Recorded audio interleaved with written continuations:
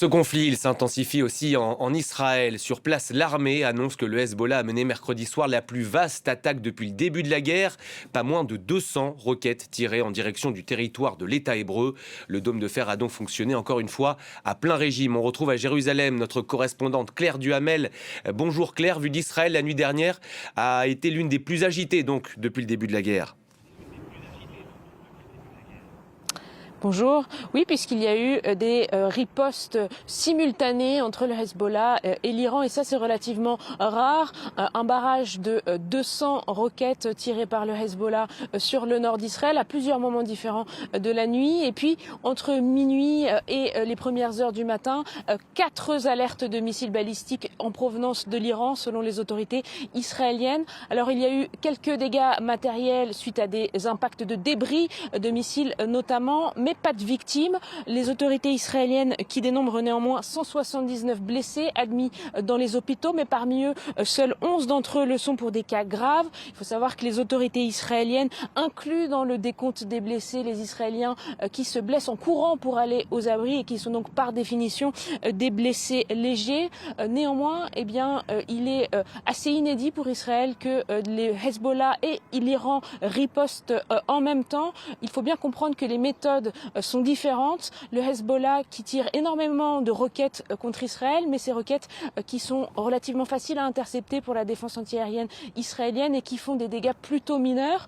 Les missiles balistiques iraniens, à l'inverse, sont bien plus dangereux. Ils peuvent détruire des pâtés de maison entiers, comme on a pu le voir au début de la guerre. Néanmoins, ils sont tirés en petit nombre et les Israéliens estiment avoir détruit une bonne partie des lanceurs de ces missiles en Iran et expliquent que c'est pour ça que l'Iran a plus de difficultés à viser Israël. En tout cas, ce qui est certain, c'est que la population israélienne continue à suivre les consignes de sécurité, qu'il n'y a pas de mouvement de panique. Il y a clairement un sentiment qu'Israël est supérieur à ses ennemis et qu'Israël a totalement la maîtrise de son ciel.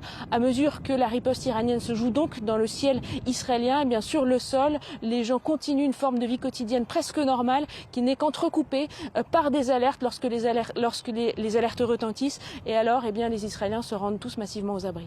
Et cette population israélienne, Claire, elle soutient quasi unanimement l'offensive du gouvernement de Benyamin Netanyahou et de son armée en Iran.